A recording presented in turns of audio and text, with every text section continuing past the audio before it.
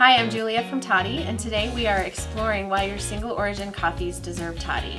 I have with me Chris Schooley from Rocky Mountain Craft Coffee Alliance, who is going to be tasting some coffees with us. I'm with the Rocky Mountain Craft Coffee Alliance. I have also done volunteer and contract work with the Specialty Coffee Association of America for over 10 years now, as well as contract work with Sweet Maria's and Coffee Shrub, the Roasters Guild, serving on the Roasters Guild Executive Council. Great, thanks Chris. For our tasting today, we've taken 3 different single origin coffees and brewed them 2 different ways. One, a hot brew method with the press pot, and another, a cold brew method with the Toddy system. So Chris, why did you choose the press pot for this comparison? So I picked a press pot because I wanted to really look at another full immersion kind of brewing technique, similar to the Toddy, so that we're not looking at too many differences. What we're trying to look at with what the Toddy is doing with the single origin coffee is what are the things that are being pulled out of there? What are the interesting, unique things that Toddy's pulling out of there?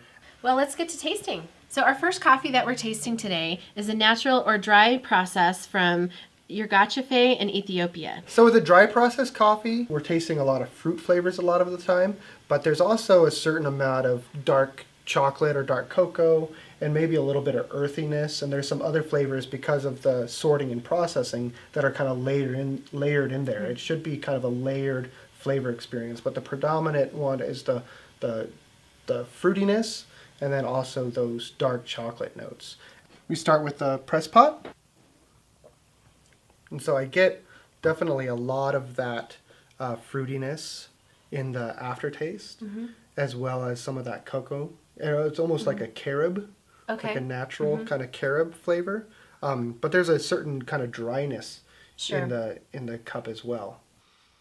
So the first thing I'm noticing with the cold brewed version is the fruit flavors are very apparent, and chocolate aftertaste lingers a little bit longer too. The main thing I see, there's a lot more of that cocoa or chocolate note in there for sure.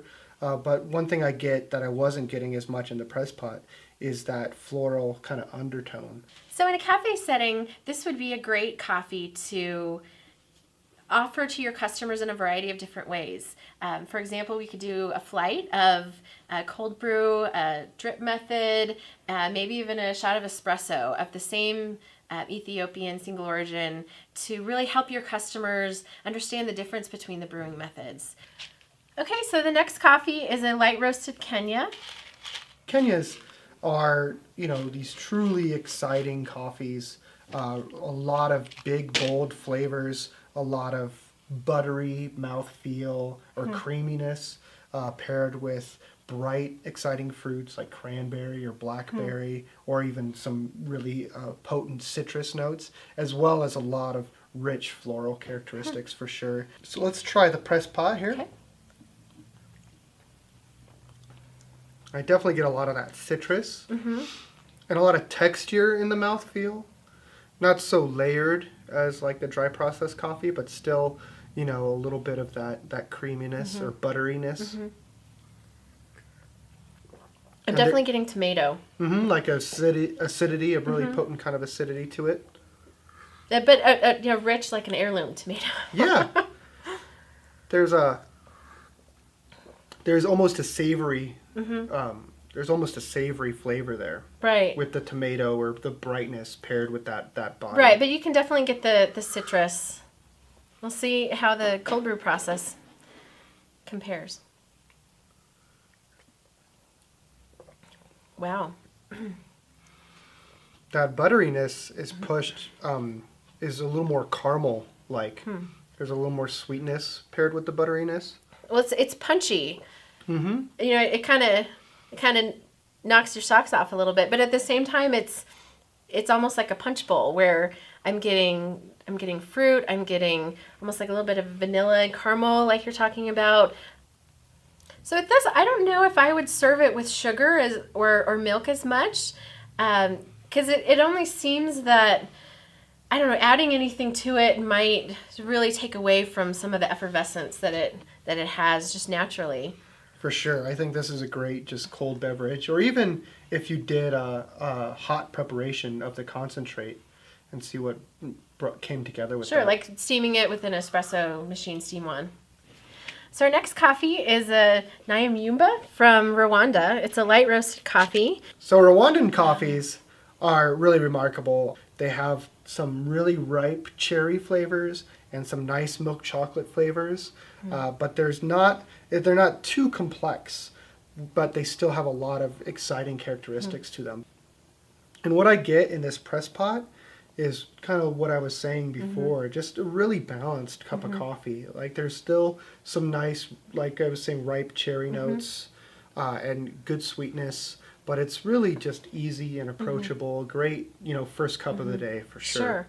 Sure. I'm definitely getting the sweetness, but a little bit of tanginess too. And Toddy brewed. Let's see how it holds up.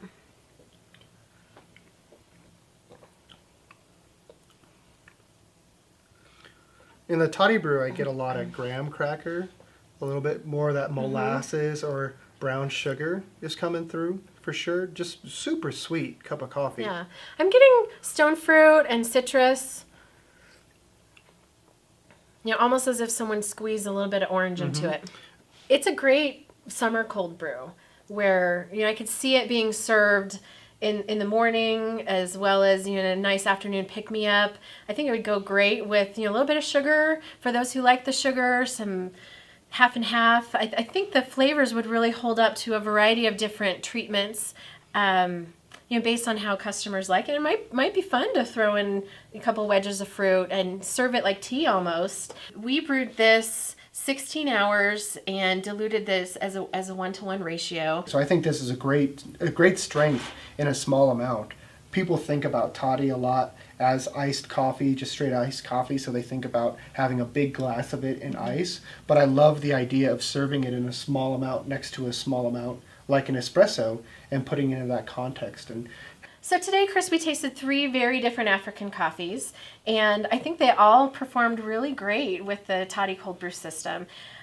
What do you think about exploring different regions' single origin coffees? yeah, I think the lesson that I'm taking away here is that the single origin coffees didn't lack any depth. So I think one of our big takeaways today for roasters as well as cafe operators, baristas, is when you get a single origin coffee that you're really excited about, try it with your Toddy system, explore it, see if there's a hidden gem in there that you wouldn't have necessarily expected. Well, thanks Chris Schooley for joining us today. This was a lot of fun and I learned a lot.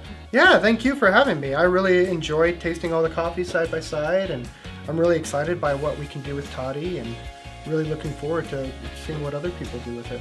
Great. Well, and stay tuned for more videos in our series, Schooling You on Cold Brew.